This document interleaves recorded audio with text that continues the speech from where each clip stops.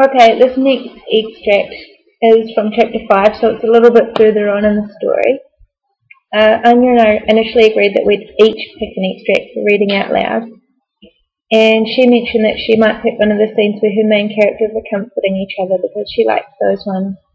And then last night Anya cheekily sent me a message saying that she couldn't decide on the scene, so it was up to me to pick one for her, and this is the one that I chose. So I was keeping in mind what Anya said about her fondness for those scenes where the characters were comforting each other.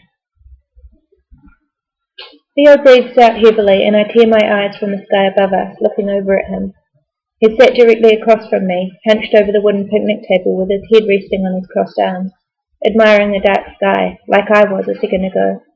God, I love this place, he says softly. It's always so peaceful.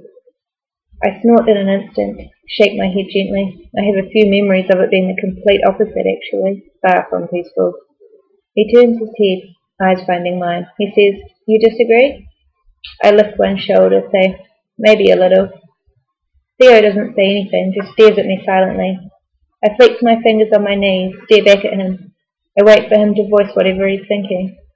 Eventually he says, "What's going on with you and your nan?" "Nothing," I say quickly, looking away. He hums contemplatively. "Nothing," he parrots. He clears his throat. "You don't usually brush her off like you did at dinner." I shift on the spot, the wooden planks making my arse ache a little bit. I lift a hand to scratch at my right cheek when an awkward silence settles over us, something that makes me extremely uncomfortable. I close my eyes and breathe in deeply, breathe out. I look at Theo again, say, "My mother rang a few days ago. Told Dad she wants to help pay for uni next year."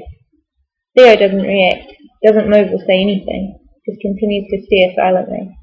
"I don't want anything from her, but she can't take a fucking hint," I say, eyes going to the tabletop.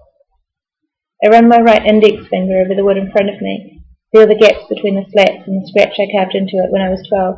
None of them will let it go. Or maybe they're just doing what they think is right, Theo says. I don't look at him. "You might want to get to know her one day when you've got kids of your own or something. Maybe they just don't want you to regret not getting to know her now, while you're young." "You know I don't want kids," I say, filling my hand, "so that'll never happen." "You might change your mind," he says. "Yeah, right," I scoff.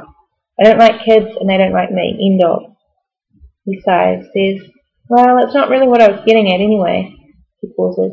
"Maybe you need to give her a chance. Let her—" "I'm not giving that bitch anything," I say sharply, eyes on his in an instant. "She's your mum, Brax," he says. "I don't have a mother," I say firmly. "Brax." "She walked out on me, Theo," I snap, eyes narrowed and jaw tight. "She packed her bags and fucked off to Australia like I was nothing. Like I was just some animal, some fucking pet she could just leave behind. She doesn't care about me or my feelings.